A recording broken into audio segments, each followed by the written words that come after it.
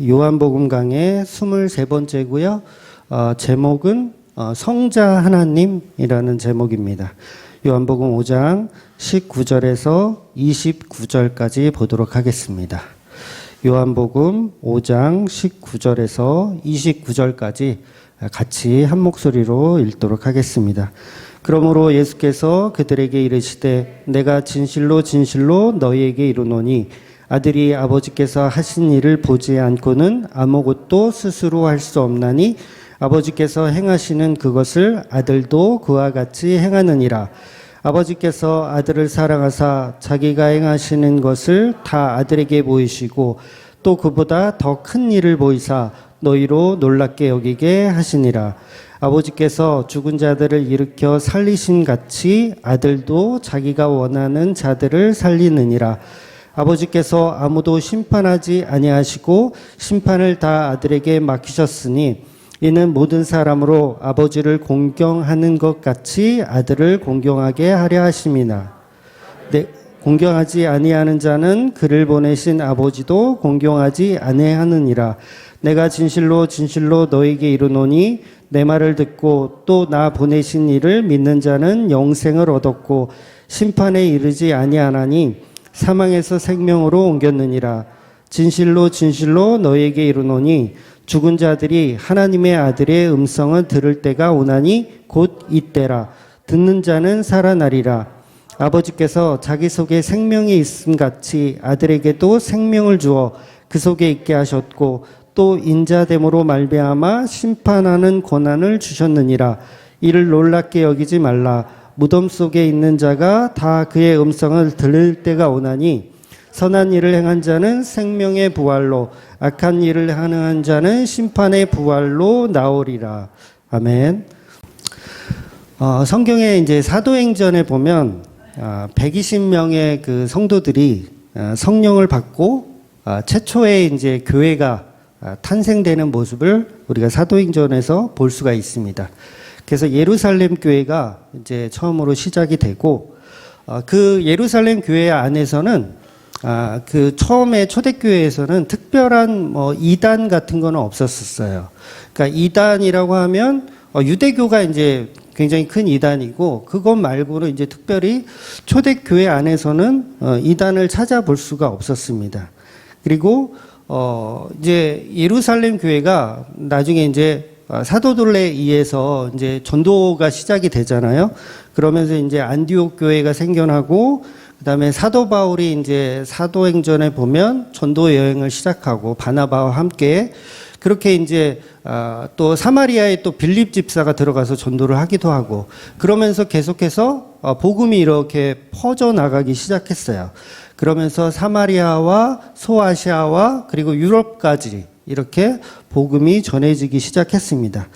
그러다 보니까 당시에 그 어떤 지배적 구조를 보면 이제 로마가 전 세계를 지배했던 시절이거든요. 그래서 정치적으로는 로마가 모든 것을 다 다스렸고, 그런데 문화적인 어떤 모습을 보면 그 헬라 철학이라고 하는 그리스 문화가 세계를 지배했던 시절이에요. 그러니까 복음이 다른 땅으로 이렇게 전파되는 과정에서 헬라적인 문화가 기독교 안에 이제 스며들기 시작한 거죠. 그러면서 교회들 안에 이단들이 생겨나기 시작한 거예요. 그러니까 초대교회 안에서는 처음에는 이단이 없었는데 나중에 시간이 지나니까 조금씩 이단들이 유입되기 시작했습니다. 아주 자연스러운 현상이죠. 그래서 초대교회에 있었던 그 이단들, 그러니까 그리스 철학을 바탕으로 만들어진 그 이단들을 보통 영지주의다라고 얘기해요. 영지주의자.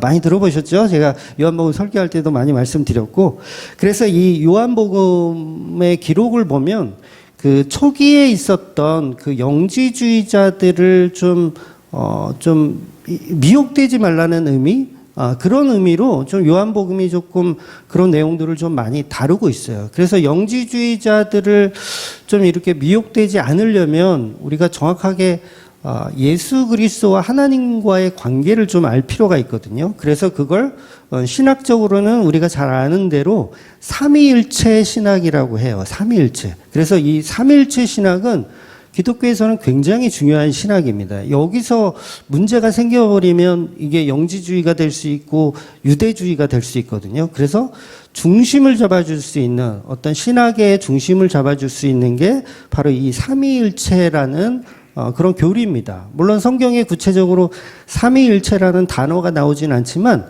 예수님이 말씀하신 정황들, 그리고 특별히 오늘 우리가 본문으로 택하고 있는 요한복음 5장이 그 부분을 이제 아주 적나라하게 다루고 있기 때문에 이렇게 말씀을 드리는 거예요.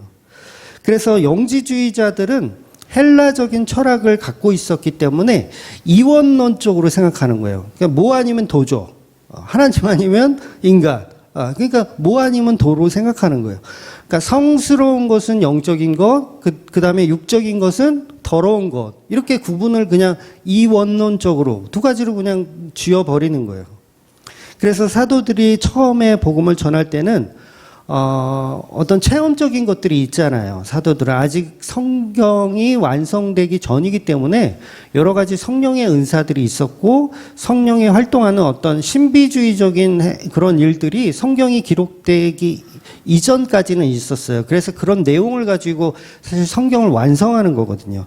그래서 이 영지주의자들은 어떤 개인적인 체험이나 신비주의적인 그런 것들을 더 좋아하고, 그 다음에 우리 삶에 있어서 직접 만난 예수님, 그런 걸 많이 강조하게 되어 있어요. 그래서 거기에 내가 만난 예수를 더 영적인 가치로 두는 거예요. 그러니까 성경이 있지만 성경보다 중요한 게 뭐예요? 내가 만난 예수가 중요한 거예요. 내가 꿈속에서 만난 예수, 내가 꿈속에서 만난 그리스도가 더 중요하다고 생각하는 거예요. 그런 것들이 영지주의적인 어떤 그런 모습으로 이제 교회 안에 스며들기 시작했던 거죠. 그래서 막 이런 경우가 있어요. 뭐 지금도 마찬가지겠지만 성령 받은 사람의 해석은 옳고 성령을 받지 않은 사람의 해석은 다 틀렸다. 막 이렇게 그냥 이것도 헬라적 철학이죠. 이원론적으로 그냥 구분하는 거예요. 그럼 우리가 성령을 받았는지 안 받았는지 어떻게 구분할 거예요? 구분을 못 하잖아요. 그래서 뭐 다른 어떤 교단들, 뭐 예를 들면 순복음 교단들 같은 경우는 그런 어떤 성령의 체험이 있어야 성령을 받은 거라고 이렇게 얘기를 하기도 해요. 그래서 뭐 기도원이나 어디서 기도하다 방언을 받거나 뭔가 좀 신비적인 어떤 체험을 하면 그 사람은 성령 받은 사람이니까 그 사람이 하는 성경 해석은 다 옳다 라고 보는 거예요. 그런데 방언도 못하고 기도도 잘 못하고 뭔가 신비로운 체험이, 성령 체험이 없는 사람이다 그러면 그 사람이 하는 성경 해석은 그다지 믿을 만한 게 못 된다라고 이렇게 얘기하는 거예요. 그런데 그런 것들이 어떤 거냐면 그런 것들이 사실은 다 영지주의적 그 근거를 바탕으로 나온 굉장히 위험한 방식이라는 거죠. 그래서 이런 영지주의자들은 어떤 자기 체험 같은 거, 그리고 어떤 금욕주의 같은 것도 마찬가지죠. 금욕주의도 자기가 뭔가를 이렇게 좀 헌신하고 뭔가를 이렇게 해서 이루어지는 어떤 그런 상태들, 그런 거를 다 이제 영지주의적 이단이라고 할 수 있는 겁니다. 그런데 육에 속한 사람 또는 영에 속한 사람, 육에 속한 사람을 구분하는 방법은 아주 간단해요. 그러니까 어떤 신비적인 체험이 아니고요. 영에 속한 사람은 성경을 보면서 이 성경을 예수 그리스도에 관하여 보는 거예요. 아주 쉽죠. 그러니까 성령 받은 사람은 성경을 보면서 이 성경을 예수 그리스도에 관하여 보는 거예요. 그런데 성령을 받지 않은 사람은 성경을 아무리 읽어봐야 예수 그리스도에 관하여로 못 봐요. 뭘로 봐요, 그럼? 나의 잘됨과 나의 훌륭함과 나의 능력이 있음으로 보는 거예요. 성경을 보면서. 그래서 이 성경을 가지고 내 삶에 자신감을 갖는 거예요. 내가 이렇게 성경대로 살면 나는 복 받을 거야 라든 그런 걸로 성경을 보는 거죠. 이게 육에 속한 사람이라는 거예요. 너무 간단하지 않습니까? 그러니까 저와 여러분이 성경을 보면서 그 성경에서 나의 가치를 찾고 나의 삶의 방향성을 찾고 이런 거에만 너무 집중하고 있으면 나는 성령 받은 사람이 아닌 거예요. 그런데 성경을 볼 때마다 예수 그리스도가 발견되어지고 예수 그리스도의 은혜가 자꾸 사모되어지고 보게 되어지고 거기에 계속 우리의 시선이 뺏기면, 예수 그리스도에게 시선이 뺏기면 그 상태를 성령 받은 상태라고 할 수 있는 겁니다. 그러니까 너무 쉬운 거죠. 그래서 성경을 해석할 때 예수 그리스도의 십자가 은혜를 말하는 사람은 성령 받은 사람인 거예요. 방언 못 하시는 분. 방언 못 하시는 분. 네, 많죠? 그러면 그분들은 성령을 못 받아서가 아니라 그분들이 하는 말을 들어봐야 되는 거예요. 그가 예수 그리스도의 피 복음에 관한 이야기로 복음을 전하는지 안 전하는지를 보면 된다는 것이죠. 그래서 이렇게 성경을 해석하는 방식은 예수 그리스도의 피로 연결하지 않으면 우리가 사실은 다 이단이라고 해도 과언이 아닌 거예요. 굉장히 이거는 쉬우면서 어려운 얘기죠. 그래서 성경을 보면서 나의 의식주와 나의 안위와 나의 평안을 보는 게 아니라 그 속에 감춰 있는 예수 그리스도의 은혜, 십자가 은혜를 발견하는 사람이 바로 십자가의 도를 아는 바로 성도라고 할 수 있는 겁니다. 그래서 고린도전서 1장 23절을 보면 우리는 십자가에 못 박힌 그리스도를 전하니 유대인에게는 꺼리끼는 것이요 이방인에게는 미련한 것이로되. 굉장히 미련한 짓을 하는 사람들이 성도라는 거예요. 아니, 성경 보면서 오직 예수만 찾고 있고 십자가만 찾고 있어요. 얼마나 미련합니까? 저도 그런 얘기 많이 들어봤는데, 야, 너는 설교가 왜 이렇게 미련하냐? 맨날 예수만 찾고, 이 십자가만 찾고, 모든 것을. 그러니까 오후에도 보면, 오후 예배 때 이제 할 그런 얘기인데, 오후 예배 보면 제가 골리앗과 다윗의 이야기를 할 거예요. 그걸 예수 그리스도로 연결해서 설명해 드릴 겁니다. 그럼 보세요. 다윗 이야기, 다윗과 골리앗의 싸움 이야기가 어떻게 예수 이야기가 될 수 있느냐? 그거는 당신의 개인적인 취향에 불과할 거다. 성경은 그렇게 해석하지 않는다라고 많은 사람들은 그렇게 얘기할 거예요. 그런데 제 눈에는 다윗의 그 골리앗과 싸우는 그 모습이 예수 그리스도로 보여져요. 보여지기 때문에 설교할 수밖에 없는 거죠. 그러니까 모든 것을 예수 그리스도로 찾아내는 방식이 미안하지만 미련하고 어리석은 방법이지만 그게 성령의 일하심이라는 거죠. 그래서 복음을 설명하는 과정에서 우리는 조금씩 주어가, 나라는 주어가 바뀌어지고 예수 그리스도라는 주어로 바뀌어져 가는 거, 이게 성령이 점점 우리를 이끌어 가고 있는 거예요. 처음에는 잘 몰라요. 성경 보면서 전부 복 받는 방법만 봐요. 처음엔 다 그렇거든요. 그런데 시간이 지나면서 성령이 나를 장악하기 시작하면 이제 그런 것들에게는 별로 관심이 없고 예수님께서 나를 어떻게 사랑하시는지, 나를 어떻게 구원해 가시는지의 그 십자가의 능력만 보게 된다는 거예요. 그게 어떤 상태냐면 성령 받은 상태로 가고 있는 거예요. 그러니까 나의 성공이나 실패는 그렇게 중요한 건 아니게 돼버리는 거예요. 예수님의 십자가가 나의 목표여야 한다는 거죠. 나의 목적이어야 되는 거. 그러니까 38년 된 병자가 살았던 이유, 38년 된 병자가 38년 동안 병들어 살았던 이유, 그게 뭐예요? 예수 그리스도의 은혜를 드러내기 위한 삶을 살았던 거예요. 그런데 우리가 겉으로 보면 38년 동안 불행하게 살았기 때문에 미련하고 어리석다라고 볼 수밖에 없죠. 그런데 그 삶은 예수 그리스도의 영광을 위해서 그렇게 사라졌던 겁니다. 그래서 반대의 경우도 있어요. 굉장히 부자인 사람도 있죠. 우리가 잘 아는 아리마대 요셉이라는 사람은 굉장히 부유한 사람이었어요. 그리고 정치적으로도 굉장히 높은 사람, 국회의원쯤 되는 그런 사람이었어요. 그러니까 자기의 높은 지위와 이 이런 것도 뭐예요? 사실은 예수 그리스도의 영광을 위해서 존재했었던 거예요. 그러니까 많든 적든 그게 중요한 게 아니라 성도는 다 예수 그리스도의 은혜를 선포하고 예수 그리스도의 은혜를 표적하는 삶을 살아낼 수밖에 없다라는 거죠. 그래서 그 삶의 목적이 예수 그리스도를 예비하는 삶이 되어진다는 거예요. 그래서 그 목적으로 우리가 살아갈 수밖에 없는 거죠. 그래서 모든 성경의 해석은 전부 예수로 떨어지지 않으면 그건 전부 사람의 마음을 위로해주고 사람의 어떤 심리를 치료해주는 정신과적 치료를 해주는 종교에 불과한 거예요. 그러니까 우리가 신앙생활을 하는 거에 있어서 예수 그리스도를 발견하고 예수 그리스도의 피의 은혜를 계속 발견하는 게 이게 얼마나 중요한 건지 여러분이 아셔야 된다는 거죠. 그래서 예수님의 피로 해석되지 않는 놀라운 해석들 많이 있어요. 예수 그리스도의 피로 해석되지 않는 놀라운 것들. 예를 들면 신천지가 하는 설교 한번 들어보셨어요? 설교 잘해요. 깜짝 놀래요. 성경을 이렇게 갖다가 막 짜 맞춰가지고 딱 뭔가로 연결해.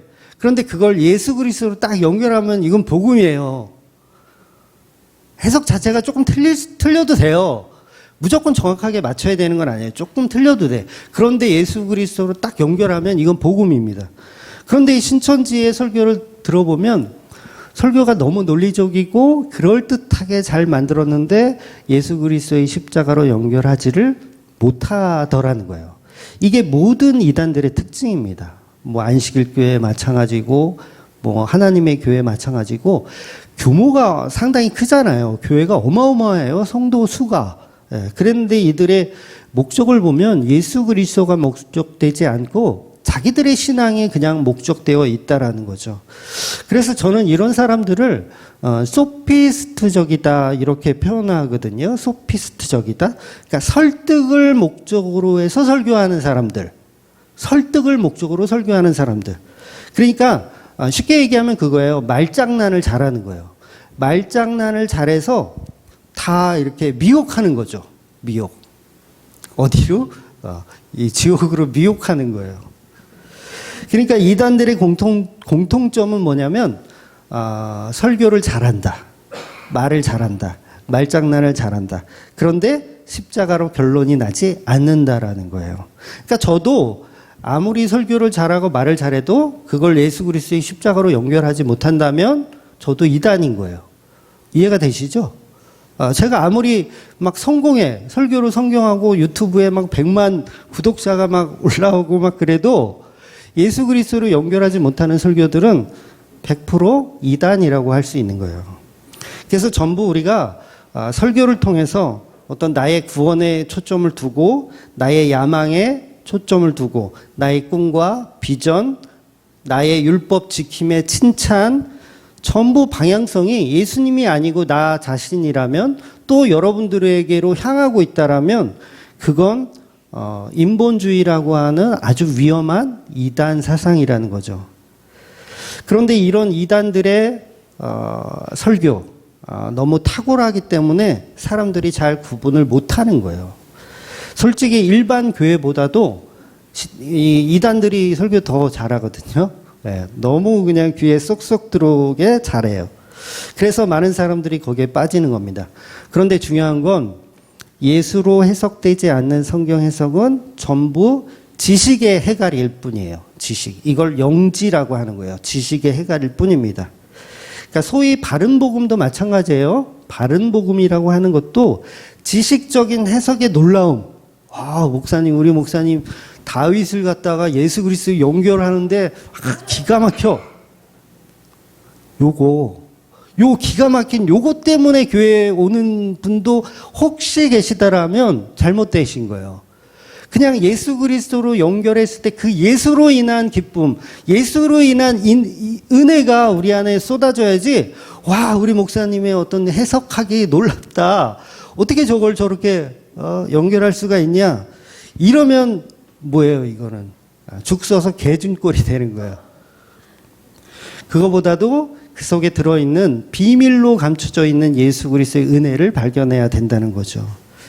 그래서요, 설교는 잘 못하는 사람이 해도 사실은 은혜를 받게 돼 있어요. 어떤 해석학적으로 아주 뛰어나지 않아도 그냥 있는 그대로 사실 성경을 읽기만 해도 성령 받은 사람들은 그게 은혜가 되는 거예요. 놀라운 은혜가 되는 겁니다.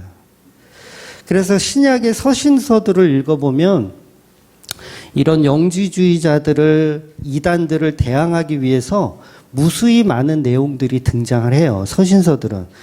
잘 모를 수도 있는데 서신서들이 전부 보면 행위주의적인 이야기를 해요. 뭐뭐 하라, 뭐뭐 하지 마라 이런 얘기들을 계속해요. 사도 바울도 하고 사도들이 계속해요. 그럼 보세요. 아니, 은혜라며, 값없이 주어지는 선물이라며, 그런데 자꾸 뭘 해라 하지 말라는 얘기를 왜 자꾸 다룰까요? 바로 교회 안에 있는 영지주의자들을 부시기 위한 거예요. 미혹되지 말라는 의미예요. 그래서 그만큼 초대교회 안에서도 이단들이 많이 있었다라는 거죠. 특히 영지주의자들, 나의 지식의 우월함을 가지고 그걸 목적 삼는, 야, 우리 목사님의 설교 해악이 대단하다. 막 요거에 목적 삼아서 막 먼 길 달려오셨죠? 뭐 라이브로 들어야 된다 막 이러면서. 네. 그게 주인이 되면 안 된다고요. 물론 그 자체가 문제는 아니지만 그걸 통해서 예수 그리스도의 은혜를 발견하셔야 여러분이 예배자가 되는 거예요. 그렇지 않으면 또 헛걸음을 하고 돌아가실 뿐입니다. 죄만 더 만들고 돌아가신 꼴이 되어버리는 거예요. 그래서 오늘 본문은 이제 그런 이단들에 대항하는 말씀으로 예수님께서 삼위일체에 관한 이야기를 해주시는 거예요. 그러니까 예수님의 신성과 인성을 표현하는 본문, 신학적으로도 굉장히 중요한 본문이라는 거죠. 그러니까 교회 안에 이단들의 역사를 보면 3세기 때 영지주의가 이제 계속 있었고 초대교회부터 있었고 그러다가 한 3세기쯤 가가지고 특이한 형태의 이단이 하나 생겨나기 시작했어요. 그 이단 사상은 영지주의와 율법주의, 유대주의가 약간 혼합된 게 나올 만하죠. 이제 영지주의도 이제 그 유행이 약간 지나가지고 이제 유대주의와 영지주의가 좀 혼합된 이단들이 등장하기 시작했어요. 그래서 그 대표적인 이단이 이제 아리우스라는 이단이에요. 아리우스. 아마 한 번쯤은 들어보셨을 거예요. 그래서 이 아리우스주의로 나중에 이제 발전하게 돼서 교회를 굉장히 이제 흔드는 그런 이단이었습니다. 그런데 이 아리우스의 주장은 뭐였냐면 예수 그리스도는 하나님이 아니고 피조물이다. 이렇게 주장한 거예요. 그러니까 피조물이지만 조금 우리 일반 사람보다는 조금 괜찮은 피조물, 조금 잘 만든 피조물, 그런 개념이다라고 주장을 한 거예요. 그래서 이 교회에서는 굉장히 심각한 이단인 거죠. 어떻게 보면. 그래서 그동안 유행했던 건 뭐냐면 영지주의라는 건 예수 그리스도가 하나님과 같다라고 보는 거예요. 그러니까 쉽게 얘기해서 하나님이 이 땅에 오셨는데 그냥 옷만 갈아입고 본질이 바뀌지 않고 옷만 갈아입었다. 속성도 위격도 바뀌지 않았다. 그런 상태로 보는 거예요. 그러면 이게 이제 신학적으로 굉장히 문제가 되는데 쉽게 얘기하면 이런 거예요. 우리가 삼위일체를 해석할 때 아마 이런 해석을 아마 들어보셨을 거예요. 저는 집에서는 남편이고요. 교회 오면 목사고요. 아이들 학교에 가면 아빠예요. 그쵸? 그러면 이게 뭐가 되는 거예요? 세 가지인데 동일하죠. 동일한데 어떤 직업적인 어떤 것만 바뀐 거예요. 본질이 달라지지 않아요. 그리고 또 어떤 예가 있냐면 물과 수증기와 얼음. 본질이 바뀌지 않는데 어떤 온도에 따라서 변화가 오는 거. 요게 삼위일체다라고 이야기하기도 해요. 그런데 이게 바로 굉장히 심각한 이단적인 양태론이라고 하는 거예요. 이게 왜 문제가 되냐면 예수님이 옷만 갈아입고 이 땅에 오셨으면 예수님이 하나님께 기도했던 건 뭐예요? 다 연극이 되는 거예요. 이해가 되세요? 그러니까 아버지여 아버지여 어찌하여 나를 버리셨나이까 라는 이 자체가 자기가 자기한테 한 거니까 쇼하고 있는 거잖아요. 지금 십자가라는 이 상에서 쇼하고 있는 거예요. 아프지도 않으면서 본인이 하나님이면서 이렇게 쇼하고 있다. 이게 뭐라고요? 양태론이라고 하는 양태론이라고 하는 이단적 사상인 거예요. 그런데 예수 그리스도 하나님은요, 위격이 서로 완전히 다르신 분이에요. 그러니까 서로가 서로에게 뭐예요? 기도할 수 있는 거예요. 이해가 되시죠? 예수님은 하나님께 위격이 다른 존재이기 때문에 기도하신 거예요. 그런데 하나님을 잘 믿는 사람들이 예수님은 십자가에 달려 죽이잖아요. 그게 뭐냐면 성부, 성자, 성령을 이렇게 구분해서 하나만 믿는 거예요. 그러니까 유대인들은 예수 그리스도를 안 믿고요. 오직 성부 하나님만 믿는 거예요. 그러니까 나머지를 안 믿어요. 그래서 십자가에 달려 죽인 거잖아요. 그러니까 오늘 본문에서 예수님께서 무슨 얘기를 해요? 하나님은 심판도 안 하셔. 나한테 다 위임하셨어. 그리고 나를 보면 하나님 본 거야. 그러니까 무슨 얘기냐면 쉽게 얘기해서 내가 하나님이다 그 얘기를 하고 계신 거예요. 예수님이. 그런데 그 존재에 있어서 사람들의 해석은 여러 가지로 갈리게 되어 있다라는 거죠. 양태론 쪽으로 해석하기도 하고 그래서 하나님을 잘 믿어보겠다고 하는 우리의 마음들이 자꾸 이단 사상을 만들어 내더라는 거예요. 그러니까 유대인들이 왜 이렇게 지금 화가 나 있죠? 예수님 죽이려고 하거든요. 왜 이렇게 화가 나 있냐면 내가 잘 믿는 하나님을 모독했다라고 생각하기 때문이에요. 그러니까 그냥 하나님 믿는 사람들, 교회 다니는 사람들 다 마찬가지죠. 저와 여러분 하나님 믿어요? 하나님 믿는 사람들이 왜 이렇게 화가 났어요? 내가 믿는 하나님이 그 하나님이 아니라고 하니까 화가 나는 거예요. 그래서 그 하나님 잘 믿는다고 하는 사람들이 예수님을 십자가에 달아 죽이는 겁니다. 그래서 교회 다니는 사람들이 세상 사람들보다 더 악한 거예요. 악한 분들. 세상 사람보다 더 악한 분들이 지금 여기 모여 계신 거예요. 그러니까 하나님을 잘 믿는다는 저와 여러분이 더 악한 존재라는 걸 우리는 모르죠. 그래서 사실 하나님 잘 믿는 그 저와 여러분이 하나님 잘 믿어서 주일 성수 잘하고요. 11조 잘 바쳤던 저와 여러분이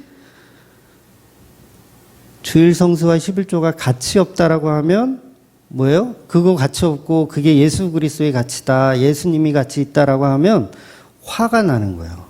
저와 여러분이 화가 난다고요. 나는 주일 성수를 한 번도 빠진 적 없어. 11조를 한 번도 빼먹은 적 없어. 이렇게 열심히 했는데 어느 날 성경에서 그 모든 것은 예수 그리스도다라고 하니까 열이 받는 거예요. 내가 했던 건 뭐냐? 그러면서. 그래서 그 예수를 때려 죽이는 상황. 이게 지금 유대인들의 상황인 거예요. 바로 그게 가인의 모습인 거죠. 그래서 지금 예수님을 십자가에 못 박아 죽이고 싶은 이 충동이 생기는 거예요.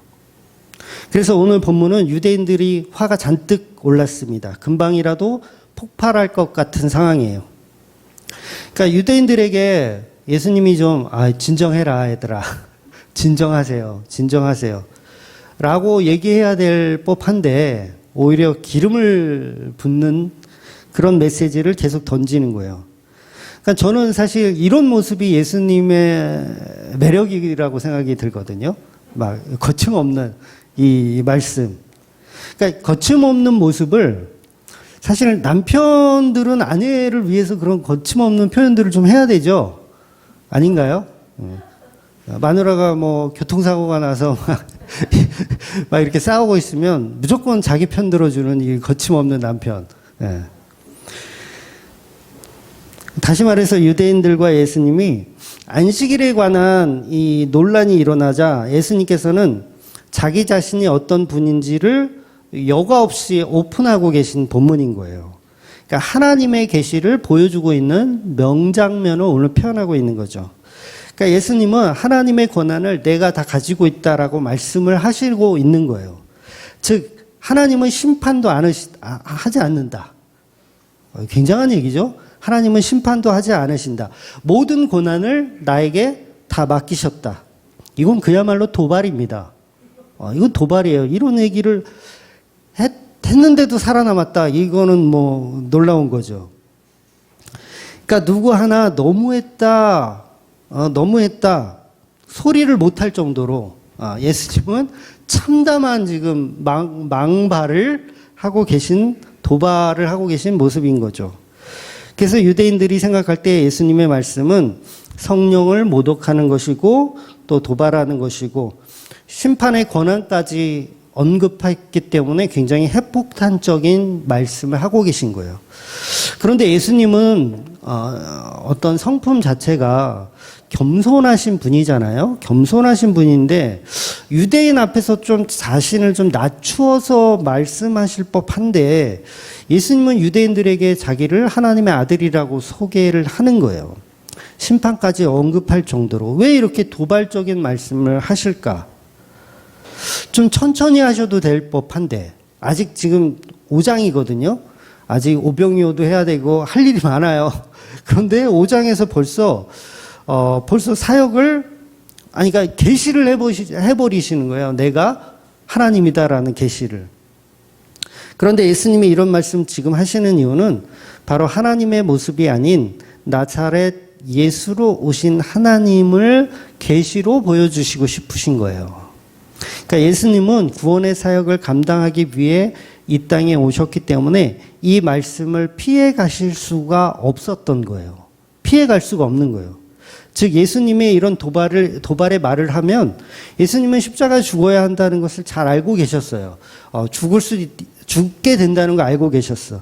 그러나 예수님은 성도들을 구원하기 위해서 하나님의 아들이신 성자 하나님께 즉 죄가 없으신 신의 본체이심을 설명할 수밖에 없는 상황으로 지금 이 상황이 몰아가고 있다라는 거죠. 결과적으로 예수님의 말씀을 종합해 보면 예수님은 지금 자신이 하나님이라는 말씀을 하고 있는 거예요. 그런데 이거는 아까도 말씀드렸지만 영지주의자들 같은 어떤 양태론적 의미는 아니에요. 내가 하나님이다. 이건 양태론적 의미는 아니에요. 그러니까 양태론은 아까도 설명드렸지만 그런 이런 뭐 아빠, 뭐 남편, 그다음에 목사, 막 이런 거. 이런 해석이에요. 그런데 삼위일체의 진짜 바른 해석은 뭐냐면요. 뭘 것 같아요? 삼위 해석의 진짜 바른 해석? 인간이 해석할 수 없는 게 바른 해석이에요. 인간이 해석할 수 없는 거. 아, 신적 영역이구나. 인간은 해석할 수 없구나. 그래서 이걸 계시로 조금만 보여주시는 거예요. 즉 삼위일체는 하나의 본성 세 가지 위격이라고 정리하시면 되세요. 하나의 본성 세 가지 위격. 서로 다른 세 가지 위격을 가진 하나의 존재. 그런데 양태론은 뭐냐면 하나의 본성의 하나의 위격이에요. 다르죠? 하나의 본성의 하나의 위격. 이게 양태론이고 기독교의 삼위일체는 하나의 본성의 세 가지 위격으로 보는 거예요. 그래서 양태론은 서로 의견을 나눌 필요가 없잖아요. 하나의 인격, 하나의 위격이니까 서로 의견 나눌 필요가 없어. 그래서 이단인 거예요. 그래서 예수님은 계속 사역하시면서 계속 하나님께 기도하시거든요. 오병이어 때도 기도하세요. 갓세마나에서도 기도하시고 계속 이렇게 위격이 다르기 때문에 기도하시는 거예요. 그래서 십자가에서 아버지 어찌하여 나를 버리셨나이까 이게 사실입니까? 거짓말입니까? 사실이에요. 사실이에요. 다른 위격이기 때문에 하나님 왜 나를 버리셨습니까? 라는 사실을 말씀하시는 거예요. 그런데요. 거짓말 안 하고요. 한국교회 반 이상이요. 이런 양태론적 삼위일체를 믿어요. 그리고 가리키고 있고요. 굉장히 심각한 거예요. 이런 양태론적 가르침은요. 이미 3세기 때 이단으로 쫓겨났었어요. 아리우스 뭐고 다 쫓겨난 존재들이거든요. 그러니까 우리는 성경에 있는 바른 이해가 필요한 거죠. 그러면 성령을 받으면 그런 이해들이 발생되는데 그걸 예수 그리스도로 연결할 수 있다라는 거예요. 그럼 또 이제 문제가 생기는 게 뭐냐면 그러면 머리가 세 개 달린 하나의 몸뚱아리 그런 거 그림 있죠. 뭐 메두사인가요? 머리가 세 개고 몸은 하나다. 뭐 이렇게 또 해석할 수 있잖아요. 그런데 그 해석도 틀린 해석이에요. 그렇지 않습니다. 하나님은. 그러니까 왜 틀린 해석이냐면 머리가 세 개고 몸이 하나면 그 머리가 세 개가 서로 상의를 할 때 싸울까요? 안 싸울까요? 싸워요. 이 대가리가 세 개면 서로 싸워요. 그런데 하나님의 속성은요, 서로 싸운다, 안 싸운다? 안 싸워요. 하나의 본성으로 가는 거예요. 그러니까 굉장히 특이한 거죠. 그러니까 이 세상에서 그걸 이해할 수 있는 방법은 있다 없다? 없어요. 그러니까 삼일체는 하나의 본성, 세계의 위격이지만 서로 동일한, 싸움할 수가 없는, 구원에 있어서는 정확한 이해가 서로 되는 그런 존재라는 거죠. 그래서 출애굽기에 보면 하나님의 이스라엘 백성을 다 죽이려고 하는 사건이 있죠. 황금송아지 사건 때. 그랬을 때 모세가 하나님께 기도해서 하나님을 설득해요. 굉장한 얘기가 들어있어요. 그게 뭘 얘기하는 거예요? 성부, 성자, 성령 하나님이 서로 상의하여 합의점을 찾아내는 거예요. 싸우지 않아요. 이해가 되세요? 그거를 삼위위격을 표현하고 있는 거예요. 그래서 삼위격을 표현하기 때문에 출애굽기가 사실 쉽게 이해가 되는 거죠. 그래서 예수님은 여호와 하나님과 같은 본성을 가진 다른 위격의 하나님을 말하는 겁니다. 그러니까 이 정도만 여러분이 알고 계셔도요, 다른 이단에 넘어갈 일이 없어요. 이 정도만 알고 계셔도 기독교는 그래서 이 예수님을 삼위격의 하나님이라고 믿고 그 예수님이 하신 일, 성부, 성자, 성령님이 하신 일을 믿는 걸 복음이라고 하는 거예요. 그런데 그 일이 뭐였냐면 바로 십자가 사건이라는 거죠.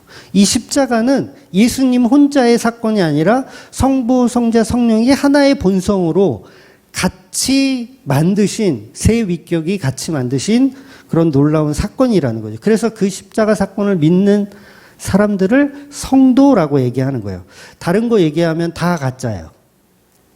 아리우스도 가짜고요.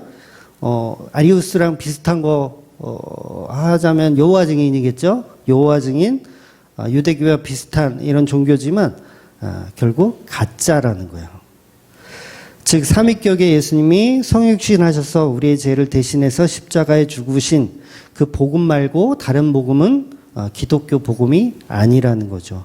그래서 여기서 벗어나면 모든 교회가 종교 사기에 불과한 거예요. 모든 교회가. 그러니까 이탄에 속지 마셔야 되는 거예요. 즉 기독교가 말하는 구원은 죄 없으신 어떤 이가 피의 희생으로 있어야 구원이 일어나는 거예요. 그걸 구약에서는 제사법으로 이렇게 그림자로 보여주신 것이고, 지금 피조물 중에서 죄가 없는 피조물이 있나요? 죄가 없는 사람이 있어요? 없잖아요. 그러니까 예수님은 죄가 없다라는 말 자체가 그분은 피조물이 아니란 얘기예요. 그러니까 인간의 이 속성으로 인간의 모습으로 오셨지만 그분은 신적 존재라는 거죠. 신적 존재. 그래서 신적 존재가 오셔야 죄가 없고 죄 없으신 분이 십자가에 달려 죽어야 우리의 그 구원의 효과가 일어나는 거죠. 그래서 여러분 구약의 제사가 우리를 구원시켜 주는 게 아니에요.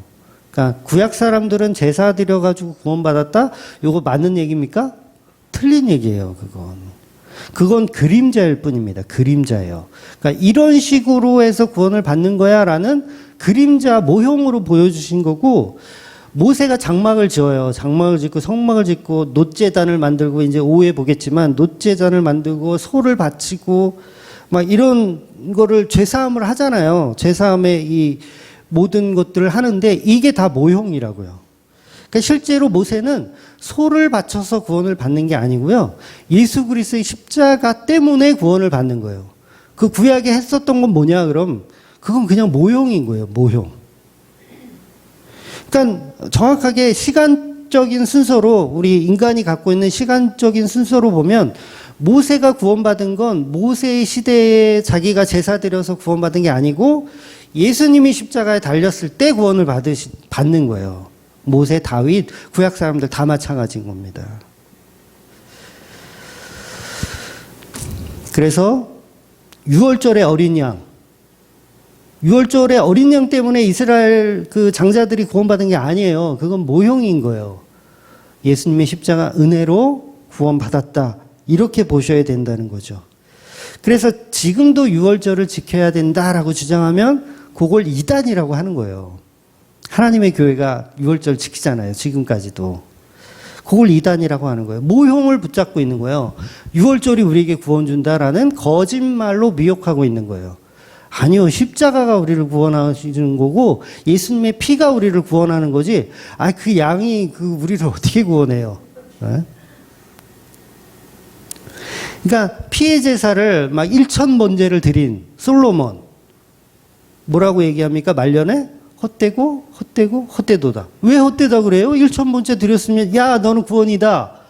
이 피의 은혜 야 너 솔로몬 너는 구원이구나 라고 정리를 해줘야 되는데 솔로몬의 삶을 보면 아니야 헛된 거야. 어떤 신학자들은 솔로몬은 구원 못 받았다라고 얘기하는 분들도 있어요. 그 정도로 뭐예요? 제사는 실패라는 거예요. 구원이 없다라는 거예요. 그런데 그건 모형이기 때문에 예수 그리스도 때문에 솔로몬이 구원을 받는 거예요. 솔로몬 구원 받았습니다. 안 받은 거 아니에요. 네. 그러니까 솔로몬이 헛되다라는 말을 했던 건 이 세상에 있는 모든 모형들이 헛되다는 거죠. 그래서 구약은 그래서 구원이 없고 오직 메시아가 오셔야 구원이 있는 거예요. 구약은 구원이 없어요. 그래서 예수님의 오심을 뭐라고 표현하냐면 성경에서 임마누엘이라고 표현하는 거예요. 그동안 임마누엘은 하나님이 함께 하셨다라는 뜻이거든요. 그동안은 하나님이 함께 하시지 않으신 거예요. 개념 잘 이해하세요? 그동안은 구원이 아무도 없었던 거예요. 임마누엘이라고 하는 정말 하나님이 함께 계신 그 존재, 예수 그리스도가 오셔야 구원이 일어나는 거예요. 그래서 예수 그리스도의 십자가에 달려서 돌아가심으로 인해서 구약의 모든 사람들이 그때에 대해서 시간적 의미로 구원을 받게 되는 거죠. 그래서 이 임마누엘은 굉장히 중요한 거죠. 그래서 하나님이 하시는 일, 이제 요한복음 6장에 들어가면 이제 보겠지만 하나님의 일은 그 아들 예수의 모든 말씀과 그 육체가 하신 십자가의 이루심을 믿는 것을 하나님의 일이라고 하는 거예요. 이게 성도의 일입니다. 한번 보죠. 요한복음 6장 29절. 예수께서 대답하여 이르시되 하나님께서 보내신 이를 믿는 것이 하나님의 일이라 하시니. 그래서 오직 예수 그리스도의 피가 아니면 구약이든 신약이든 불가능한 것이고, 왜냐하면 예수님의 그 십자가 피만이 오직 하나님의 일이기 때문에 그래요. 하나님이 어떤 일을 하실까요? 창조하는 일을 하시고 구원하시는 일을 하세요. 그게 일이에요. 하나님 다른 일이 없으세요. 다른 업무가 없으세요. 바쁘신 게 없으세요. 어떤 업무를 하시냐면 사람을 구원하는 일을 하신다고요. 창조하고 구원하고, 창조하고 재창조하고 그 일을 하시는 거예요. 히브리서 4장 14절 볼게요. 우리에게 있는 대제사장은 우리의 연약함을 동정하지 못하실 이가 아니요 모든 일에 우리와 똑같이 시험을 받으신 이로되 죄는 없으시니라. 죄가 없으신 분인 거죠. 그럼 그분이 하나님이라는 거예요. 죄가 없다라는 건. 그래서 성육신하신, 말 그대로 성육신하신 하나님이라는 거죠. 그러니까 마치 하늘의 성막이 땅으로 내려온 거예요. 하늘에 있는 예루살렘이 땅으로 내려온 거. 그러니까 그 땅으로 내려온 그 하나님의 성품이 우리를 끌어안으시는 상황인 거죠. 그게 본질적으로 예수 그리스도를 설명하고 있는 거예요. 우리는 그분의 십자가 은혜를 믿는 것을 복음이라고 합니다. 그리고 그 믿음을 가진 성도가 살아가는 모든 삶을 예배라고 하는 거예요. 저와 여러분이 그래서 오늘도 예수 그리스도의 피를 의지하여 예배 드리고 있는 거예요.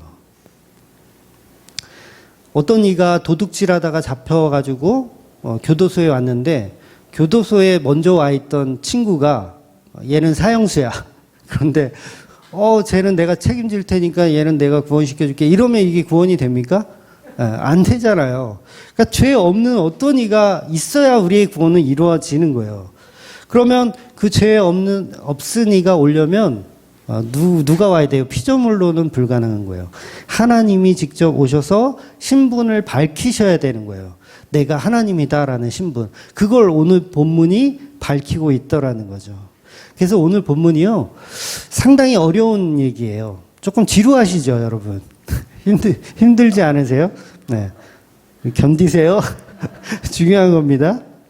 그러니까 삼위일체에 관한 내용이 들어있기 때문에 사실 이게 어렵고 구속사적인 관점이 다 들어있어서 어려운 거예요. 근데 이 안에 뭐 신학적인 내용들이 다 들어있어요. 신론, 기독론, 뭐 삼위일체론 이런 것들이 다 들어있습니다. 그런데 예수님이 이 땅에 오신 이유는 여러분 비유라는 걸 아셔야 돼요. 비유. 세상에 예수님이 하나님의 아들이라는 것, 이거 뭐예요? 비유예요. 이것도 잘 이해하셔야 돼요.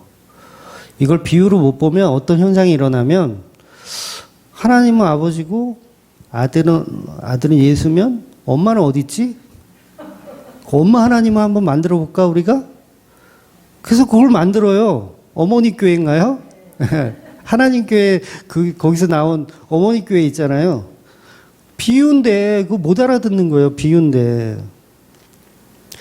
그러니까 예수님이 이 땅에 오신 이 자체가 뭐예요? 비유예요, 비유. 안 오셨다라는 얘기가 아니라 그 상황이 비유라고요. 그러니까 쉽게 예를 들면 이런 거예요. 제가 개미를 구원하기 위해서 제가 개미가 되는 거예요. 그러면 개미가 된 그 상황이 뭐예요? 하나님으로서는, 저로서는 그 자체가 비유인 거예요, 비유. 이해가 되세요?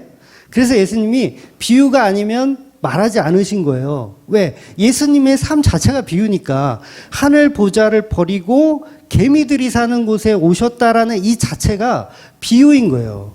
그래서 내가 비유가 아니면 말하지 않겠다라고 한 건 설교 속에서 그 어떤 비유적인 예화들을 많이 집어넣어서 얘기하겠다. 물론 그런 의미도 맞아요. 그런 의미도 맞지만 근본적으로 보면 예수님의 성육신 자체가 비유라는 거죠. 그런데 그걸 우리가 문자적으로 그냥 믿어버리는 거예요. 그래서 성부는 아버지니까 더 센 분이고 아들은 아들이니까 조금 약한 분이고 막 이렇게 삼위격의 하나님을 뭐예요? 계급을 매기는 거예요. 계급을. 누가 더 높고 누가 더 낮고. 그러니까 유대인들은 성부 하나님을 이걸로 치는 거예요. 최고로 치는 거죠. 이렇게 계급을 나누는 거예요. 영지주의자들은 예수님을 더 높이고 이런 거예요. 그러니까 이 진짜 삼위일체는 뭐냐면 비유이기 때문에 삼위격의 동일한 하나님으로 보는 게 바른 해석인 거예요. 그러니까 우리가 얼마나 잘못 성경을 이해하고 있어요. 비유인데 그걸 못 알아듣고 어머니 하나님을 만들어내요. 천주교에서도 막 마리아를 굉장히 신성시하는 경향이 있죠. 그게 사실 다 비유예요. 하나님이 예수님이 마리아의 몸을 통해서 오셨다. 물론 이게 현실이에요. 진짜 그런 일이 있었고 확연한 일이지만 예수님 입장에서는 그 자체가 비유적인 삶을 살아내신 거예요. 왜? 우리를 구원하기 위해서. 하나님이 하늘 보좌를 버리고 죄인으로 오셨다. 이거보다 더 엄청난 비유가 어디 있어요? 마태복음 13장 34절부터 35절 두 절 볼게요. 예수께서 이 모든 것을 무리에게 비유로 말씀하시고 비유가 아니면 아무것도 말씀하지 아니하셨으니 이는 선지자를 통하여 말씀하신 바 내가 입을 열어 비유로 말하고 창세부터 감추인 것들을 드러내리라 함이 이루려 함이라. 네, 지금 제가 설명드린 내용 다 들어있죠? 그러니까 비유는 단지 그냥 예화를 많이 넣어서 설교할 거야 그런 얘기가 아니라 창세전에 감추었었던 놀라운 그 일, 그게 뭐예요? 예수 그리스도의 성육신을 말하는 거예요. 창세전에 감춰있던. 그걸 드러내려고 한대요. 그러니까 선지자들이 일괄적으로 했던 이야기들이 뭐예요? 메시아가 오신다. 메시아가 오신다. 그 메시아는 곧 하나님이다. 이걸 계속 설명한 거잖아요. 그러면 창세전에 그게 비유로서 이루어진대요. 창세전이 아니라 예수님이 오실 때 그게 비유로서 이루어진대요. 이 말씀을 지금 마태복음에서 예수님이 직접 설명하고 있는 거예요. 그렇다면 예수님이 말씀하신 비유는 예화를 많이 넣는다 그런 의미도 있겠지만 그보다는 내가 이 땅에 온 자체가 이게 비유야. 이 비유가 아니면 말하지 않을 거야 라는 거죠. 그래서 메시아가 오셨다. 이 자체가 엄청난 비유라는 거죠. 그래서 이게 성육신만 우리가 깊이 묵상해도요, 이게 굉장한 소름입니다. 소름. 성육신만 깊이 묵상해도. 어떻게 인간이 개미의 모습으로 갈 수가 있지? 이런 거. 그러니까 실제로는 예수님은 하나님의 아들이 아니고, 이건 비유이고, 이 땅에 오셔서 본질적으로 높고 낮음의 개념이 아니라 예수님은 창세전부터 존재하셨던 삼위격의 하나님이라는 거죠. 예수님은. 그래서 성부, 성자, 성령은 동일한 창조주이시라는 거예요. 그래서 이 삼위격 하나님의 높고 낮음이 없어야 바른 신학을 갖고 있는 겁니다. 그런데 교회들이 삼위일체를 가지고 각자 막 나름대로 해석하다 보니 이렇게 막 우월주의가 생겨나는 거예요. 성부가 우월하다, 뭐 성령이 우월하다, 성자가 우월하다, 막 이렇게 되는 거죠. 그래서 기독교 역사상 이런 쟁점들은 계속 있어 왔습니다. 그래서 아리우스도 250년인가요? 그때 사람이거든요. 그러니까 지금도 한국교회는 계속 성부, 성자, 성령 하나님으로 싸우는 거예요. 순복음 쪽은 막 성령을 막 좀 많이 부각하는 거고, 그 다음에 성자 하나님을 많이 부각하는 교회들이 일반적인 교회고, 그 다음에 좀 복음적인 교회들은 성자를 많이 이렇게 올리고, 그런데 그게 한쪽으로 다 치우치면 결국은 이단적 사상이 되는 거죠. 그래서 사도행전의 시작 그 과거에서부터 보면 원래는 그리스도교, 천주교와 기독교는 하나의 그거였어요. 종교 개혁 때 분리되어진 거고 하나의 어떤 종교관이었어요. 그러니까 사도 바울이 시작했던 그 교회관. 그런데 로마가 박해를 하면서 대부분의 그 사도들은 1세기 때 이제 순교를 하죠. 순교를 하고 4세기 때 가면 콘스티나스 그 황제가 기독교를 국교화 시켜버려요. 그러니까 그 이유는 뭐 정치적인 이유예요. 정말 예수를 믿어서가 아니라 정치적인 이유에서 이렇게 하는데 그렇게 한 1000몇 년이 이제 흘러간 거예요. 기독교의 역사가. 그러면 타락됩니까? 안 타락됩니까? 타락이 될 수밖에 없어요. 그래서 기독교에 박해가 없었더니 타락되기 시작하는 거예요. 그래서 십자가의 복음은 없어진 거예요. 십자가 복음이 없어지고 교회들이 전부 서론에 말씀드렸던 이단적인 사상들로 다 가기 시작한 거예요. 그래서 결국 종교 개혁이 일어나기 전까지 카톨릭은요, 행위 구원을 강조했어요. 행위 구원. 그러니까 행위 구원 그러면 다 이단이에요. 사실 다 이단입니다. 행위 구원 강조는. 그러니까 복음이 아니고 행위를 강조하면 100% 이단이다. 그래서 예수님은 분명히 수고하고 무거운 짐진 자들아 다 내게로 오라라고 했어요. 행위를 가지고 오는 게 아니에요. 오직 십자가의 은혜를 가지고 예수님께 오는 거예요.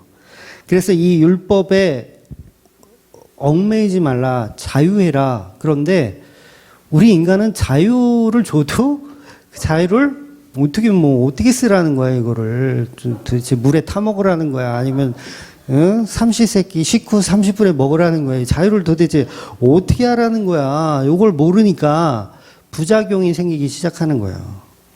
그러니까 신앙생활 자유롭게 하라니까 예수님의 사랑 때문에 신앙생활을 해야 되는데 사람들 눈치를 보면서 신앙생활을 하는 거죠. 자유가 뭔지 몰라요, 우리 인간들은. 그래서 맘카페 같은 데다가 우리 목사님이 이번에 신방을 오는데 5만 원을 해야 될까요? 10만 원을 해야 될까요? 이런 거 질문하시는 분들이 있죠. 네. 물론 이게 어려워요. 우리도 어려워. 솔직히 뭐 이런 상황이 다 어려워. 그게 뭐예요? 자유를 줘도 이걸 어떻게 써먹어야 되는지 모르는 거예요. 그러니까 물어보는 거죠. 서로 눈치 보고. 그런데 예수님 말씀하신 자유는 네 마음대로 해라요. 네 마음대로 해라. 그러니까 좀 틀려도 된다는 얘기예요. 틀려도 된다. 남들은 신방 갈 때 다 10만 원씩 하는데 자기는 몰랐어. 그래서 5만 원을 했어. 틀려도 된다는 얘기예요. 예수님의 말씀은 뭐냐면 신방할 때 봉투 안 받습니다. 네. 네, 다른 교회 예를 들은 거고. 그러니까 우리는 신앙생활을 FM대로 하고 싶은 이 욕망이 있어요. 잘하려는 욕망. 잘하지 말라는 거예요. 저기 예수님의 말씀은 잘하지 마. 뭘 잘하려고 그래. 자유를 줬다니까요. 자유. 그러니까 우리는 어떻게 하면 그냥 100점 맞으려고 막 이 기를 쓰고 예수님한테 칭찬받고 싶어가지고. 옛날에 어떤 분하고 대화를 하다가 한번 말씀드린 적 있는 것 같은데, 그분이 이제 하나님께 기도하는 게 이거래요. 나는 가치가 없고 오직 하나님께만 충성된 종이라는 이야기, 그거 들으면 자긴 된다고. 그래요. 그래서 제가 거기다 초를 쳤어요. 저는 그런 얘기 안 들어도 상관없는데요. 이렇게 초를 쳤어요. 굉장히 싸가지 없죠? 네. 그게 자유라는 거예요. 뭘 칭찬을 받기 위해서 사역을 하고, 칭찬을 받기 위해서 예배를 드리고, 칭찬을 받기 위해서 헌금을 해야 됩니까? 네? 칭찬 안 해주면 여러분 예배 안 드릴 거예요? 사역 안 할 겁니까? 자유한 거예요. 자유한 거. 그러니까 우리는 뭔가 율법을 정해주면 그게 오히려 편해. 그냥 차라리 그냥 소득의 10분의 1 헌금해라고 하면 그게 편해. 아예 아싸리 그게 편해.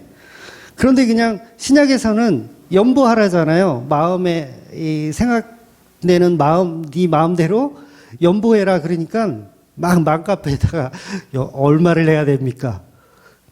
요번에 우리 교회가 뭐 8주년 입당 예배를 드리는데 제가 권사로 직분을 받습니다. 얼마 해야 될까요? 이런 거 물어보는 거죠. 그러니까 율법에 우리 스스로가 갇히기를 우리는 원한다는 거예요. 그걸 좋아해요. 자유를 줘도 못 먹는 거죠. 자유를 줘도. 그러니 은혜라는 게 얼마나 어려운 건지 우리는 계속 배워나가야 된다는 거죠. 그러니까 인간들에게 박해가 없는 교회, 자유로운 교회가 되니까 더 타락할 수밖에 없는 거예요. 그래서 1500년도에 그 종교개혁은 한마디로 다시 성경으로 돌아가자예요. 다시 성경으로 돌아가자. 계시의 말씀으로 돌아가자. 너무 많이 왔다. 이거예요. 너무 많이 왔다. 왜? 그동안 계속 율법을 만들었어요. 자유가 뭔지 모르니까 율법을 계속 만들어 왔던 거예요. 그래서 계속 행위적인 거를 만들 수밖에 없었던 거죠. 그래서 에베소서 2장 8절에 보면 성령님이 주시는 믿음은 선물이라고 분명히 이야기하는 거예요. 그런데 인간 스스로 구원을 결정할 수 있다라는 어떤 위험한 생각 때문에 로마서에 있는 그런 믿음의 말씀들은 저버리고 계속 하나님의 능력을 우리가 받아서 어떤 행위를 잘하자로 가는 거예요. 그러니까 인간 스스로 자신뿐만 아니고 누구도 구원하지 못해요. 우리는. 누구도 구원하지 못합니다. 그래서 우리는 하나님의 절대적 계시인 성육신, 예수님의 십자가 은혜를 믿고 신앙생활을 할 수밖에 없는 거예요. 그러니까 인간은 스스로 무엇을 결정할 수 있는 방법도 없고 아무것도 할 수가 없는 거죠. 그러니까 자유의지의 구원을 믿는 사람들의 특징을 보면 예정론을 인정하지 않으니까 예수님의 십자가보다 자기 의를 통한 종교적 행위를 더 집중하는 거예요.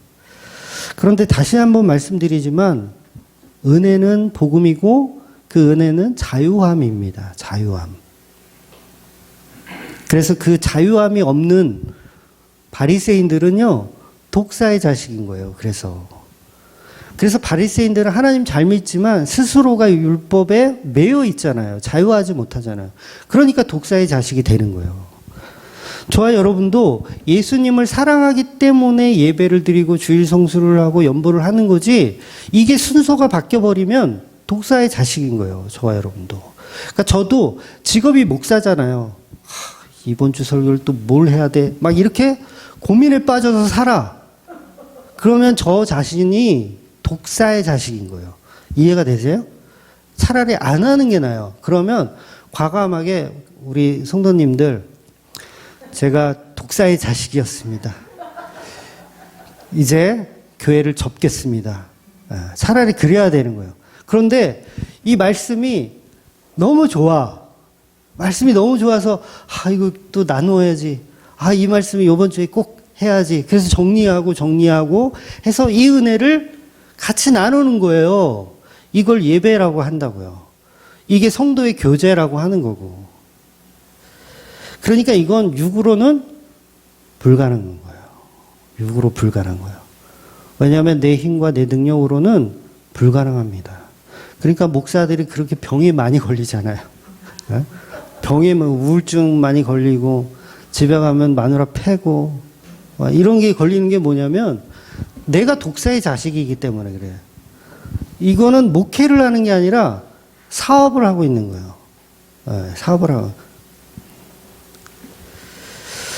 그래서 이런 선한 자유함의 은혜가 제가 그럴 수도 있어요. 어느 날 이번 주 설교는 안 합니다.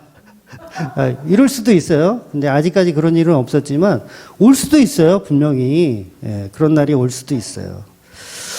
그래서 그 선한 일의 자유함으로 우리가 신앙생활하는 저와 여러분이 되시기를 주의 이름으로 축원드리겠습니다. 아멘. 기도하겠습니다.